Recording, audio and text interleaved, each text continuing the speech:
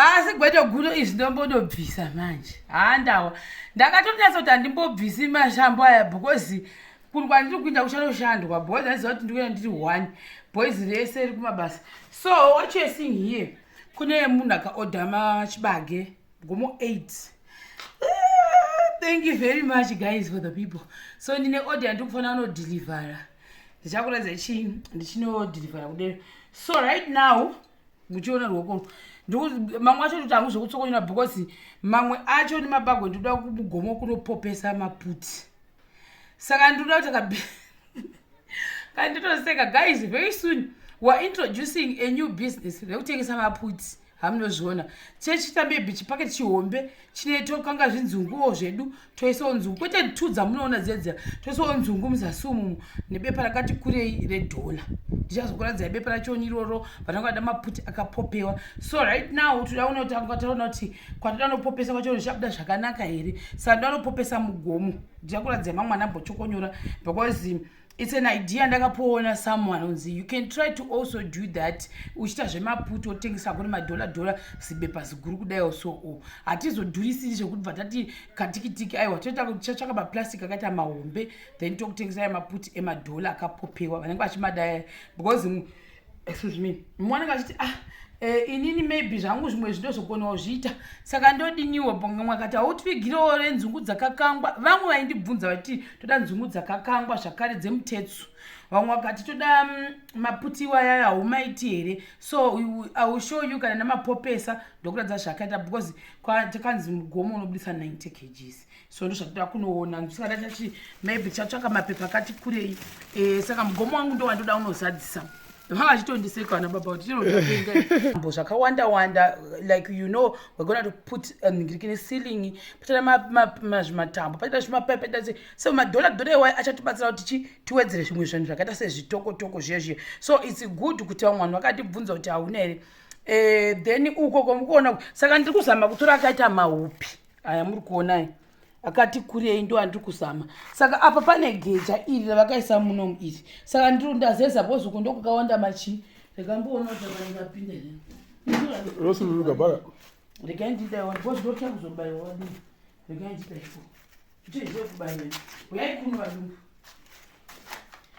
So hamunozviona because ndikuda kuti abude ari maputi mahombe ndozvandiri kuda. Ndikuda todiki akati kure aya ndo andiri kutora and ari kukasira kuti ndichokonyore bhozi handisuda kumarovarova handisuda kuti atsemuke ndo amuri kuona aya ndo anda ndichitora iwaya emaputi aya. Saka ndoda ngozadzisa chiyekera changu 2-3 years. Saka tatiri wadhi kuti pakati pasekuti bhovhokerei pane basa here. Saka akangonzi nababanza ntabasa hazvina basa, we can't throw them away, let's just use them. Akangodero nyangu akatangweka kudhefa then zvakasimba because zvakaone almost 3 years mukatarisa apa anotsvedza. Saka kwainzi maybe kuzokuzvoseva zviya zvekuzoita kunge zvinorembera zvinozodi hazvizobudi. Saka we're going to do the basic one kuisa zvinhu zviri fancy. Saka baba wada unongonotarisa zvimwe zvinhu zvawakapuwa. Ini pandakatumwa nababa kuti ndovhunza chinhu chacho ichocho ndakazvikanganwa zita racho kuti rinonzi chii. Ndarikanganwa zita racho kuti rinonzi chii. Ndakasaka baba tanzi ndoda kuti ndinde kunotarisa kuti tuntu twacho turiko here twaruda. Saka handi apo ndoda kunoratidza because ndiri kutsokonyorera kune vamwe ukomo. Mabarwa asati apurwa mamwe akapurwa pasara mamwe. Guys, I'm very happy, I'm very excited nesupport yamukuramba muchipa nababa namama. Imagine kuti 2 days idzodzi 3 pangu parinane nenyaya yemasales edu zvinoita in the name of Jesus. We are praying kuti by kunana 20 kokoko of July pamwe bhati redu rinenge ravepo rekuti pachiswa chimagetsi. That's why ndiri kuzama kuti ndingoita nyangwe zvekuti maputi timaise futi ipapo kuitira kuti zvingokwana zvipero zvemagetsi. Ceiling yawo I think ma-ceiling boards aripo kudhara. That's the advantage yatakaita. Zvimwe zvacho zvaidiwa zvimapuranga since tati puranga the basic one hazvitombodi mari yakawanda stereki. Ndozvoda kunotaswa baba kuti vangazviwana here izvozvo. From there ndofunga anozoya achita mhino ini handisati ndamboona panyatsoiswa masilingi baba ndo vanozoziva. Saka ni ndozviripo guys, support this hustle. Guys, I'm crazy. Saka support this hustle randa kutotanga rekuti titengese maputiwa achita $, anenge ane nzungu. handiti. So rangu iri handiti vamababa munotokiwa guys, hamumakadeti vananotozokiya vantu vana baba ndo vanoziva kuti iyi ki dzinotoripo ki dzekukiya. Saka iri ndoyekera rangu iri ndodii ndaikurembesha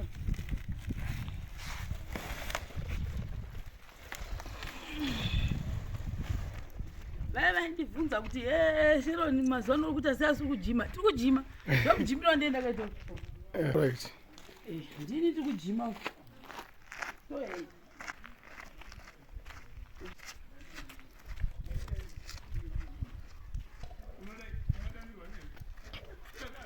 saka uya apa ndikumuona apa mairekera vakutokanga imhunga iyo imhunga yamukuona iyo yakutokangwa iyo yese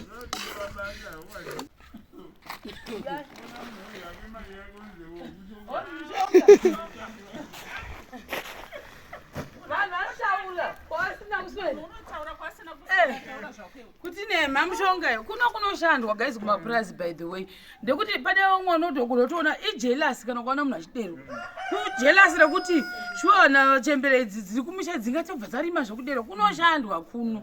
Ipapa pavatobva kusunungura ndautoti haku vhidhiyo yachoni vabva kutosunungura mombe zvezvi vanga vari kumatoroko vachibvisa zvimwe zvazvakasarira uku vawana mbeva zveidzi idzi mbeva kuno imwe neimwe nenhumbu nhumbu mauta padhusi idzi mbeva idzi guys, mbeva dzabatwa kuekera the pregnant one iyo. Saka inenge ndetone chimwana chinoryiwa mukati zvana. Saka apa panotutwa pepe ndio pavanenge vachibata izvo, then apa asi kuno kuti nomeka sure kuti ukashanda unoryawo chirungu hakutwe zvokupfekera aiwa tijaidzipa ndoto zvatisingazoiti zvokuti washanda worya jati. Saka parutomwa zvavo tidzaonekera nemajati navo mai vongai vari kumashure kokoko mai vavongai anova ndogara chingoti vongai mavhidhiyo mababa akagara kwavo zvavo varutoryavo vari kumwa tii yavo vanomuka chinzvuu ndoamenenga muchiziva nzvuu ndoyekuti sadza rakavata. Saka ndo vanomukira vakamboti shande. Saka uyu mugomo wangu uyu ndo anachikudzai ndoda kunopopesa chimaputa ndoda kuti tinge tichizoita madhola so that maybe because madhola akawandawo totenga mapaipi mamwe aroda kuuya pasystem yedu yaiya zvichitongoinda then apa like I said handisi kuda zvazvikera. Saka apa munozvona mamwe ari kundapasa ndio magarikuni tikutangidze ipapo. Saka mamwe ari kuinda pasi aya nemhaka yekuti ndanonoka kuzvifunga kuti nditore chisaira magarikuni odi magarikuni ndo acharya nehuku paari kuvhurirwa anouya achichohonya ipapapa but otherwise ndatoresha ndini ndaifanira kuisa something pasi. Saka aya ndo emaputa aya right.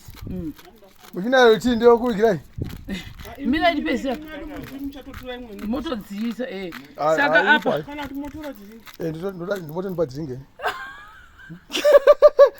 imota kuti semota mepo itouya semota moto ntora dzinga angu apa munamba maisa firiji yabatswa mamusakaisa dzinge matsoto mangani panenge pachitore.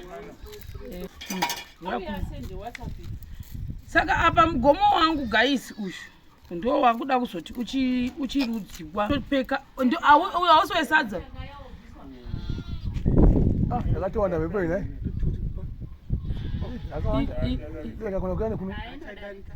tikutoda samwe kwenoindepi kutofamba ichitoindepi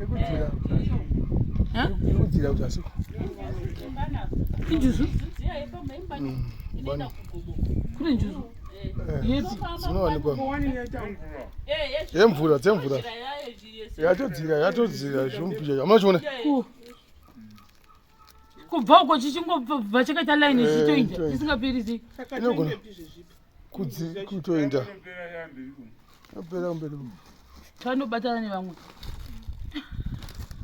Saka aya ndoyekera because aya handisi kumanda tudiki ndoda kuti abude akati amazikuru unoita here zvinobva kuzokonya zvitoko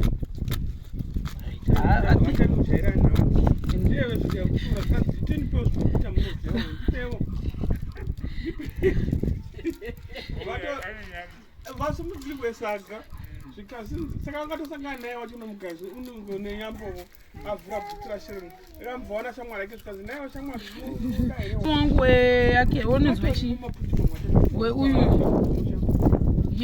wemabagwa atoda unoti tinopopesa I hope anobuda zvakanaka guys. I'm praying in the name of Jesus.